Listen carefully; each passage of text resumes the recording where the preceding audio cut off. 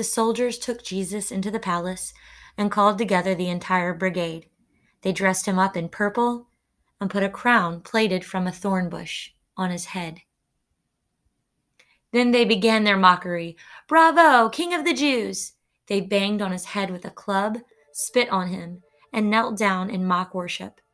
After they had had their fun, they took off the purple cape and put his own clothes back on him. Then they marched out to nail him to the cross. There was a man walking by, coming from work, Simon from Cyrene. They made him carry Jesus' cross. The soldiers brought Jesus to Golgotha, meaning Skull Hill. They offered him a mild painkiller, wine mixed with myrrh, but he wouldn't take it, and they nailed him to the cross. They divided up his clothes and threw dice to see who would get them. They nailed him up at 9 o'clock in the morning. The charge against him, the King of the Jews, was scrawled across a sign. Along with him, they crucified 2 criminals, one to his right, the other to his left. People passing along the road jeered, shaking their heads in mock lament. "You bragged that you could tear down the temple and then rebuild it in 3 days, so show us your stuff. Save yourself. If you're really God's son, come down from that cross."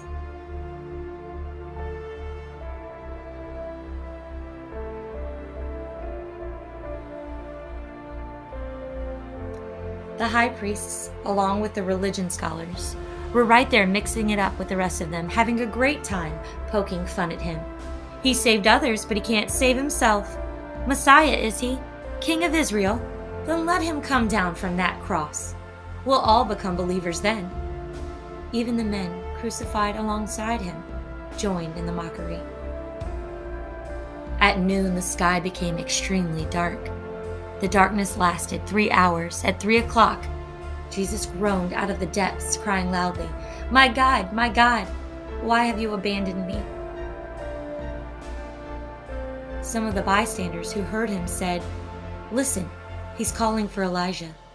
Someone ran off, soaked a sponge in sour wine, put it on a stick, and gave it to him to drink, saying, "Let's see if Elijah comes to take him down."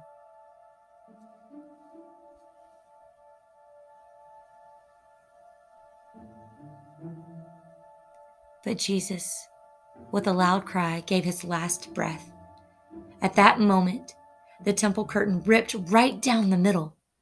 When the Roman captain standing guard in front of him saw that he had quit breathing, he said, "This has to be the Son of God."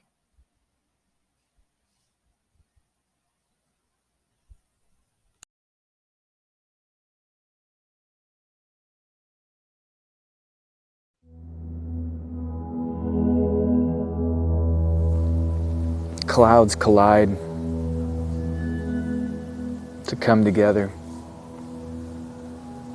turning soft white into a dingy black.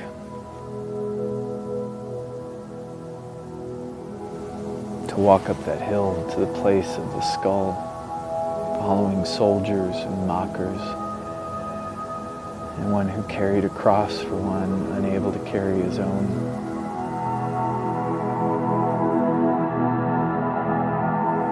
He was left to our own devices, to do with him as we wished,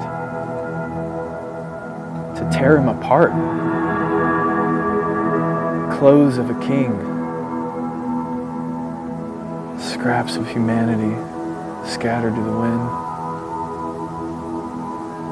bits of flesh off his back.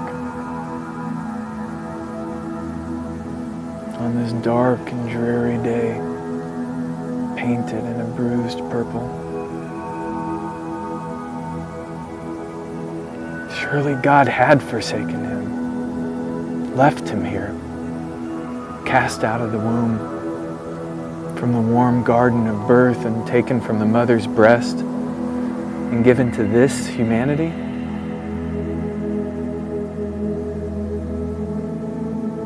But he no longer belonged to us. We no longer belong to him.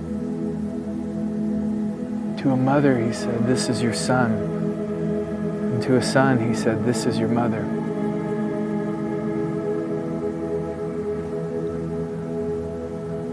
And at this point, they each went their own way.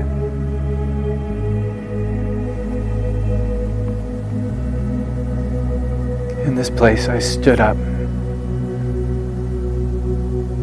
The shadow of these figures pressed against the sky, like paper men cut out by scissors. And I saw myself as them. And all the moments of rejection, the stones thrown out from the quarry, polished in the pain and the suffering. My own cross was too heavy to carry. The weight of my regret and loss pressed heavy upon my chest. The anxiety of wanting to make something more of myself was almost too much to bear. All of my work was a waste. All of my dreams nailed upon that tree.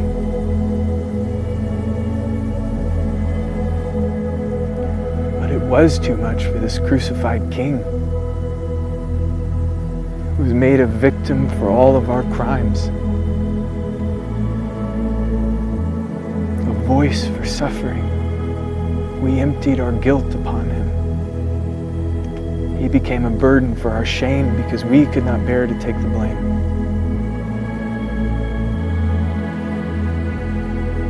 Because we had rejected God's gift of goodness. Looking up, Jesus cried out to God. To hear only deafening silence,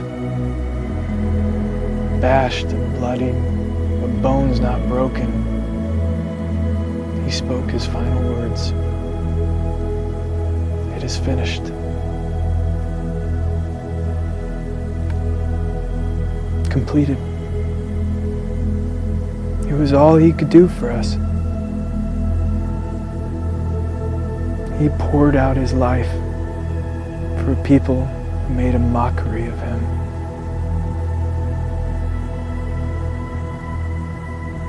And he hung his head.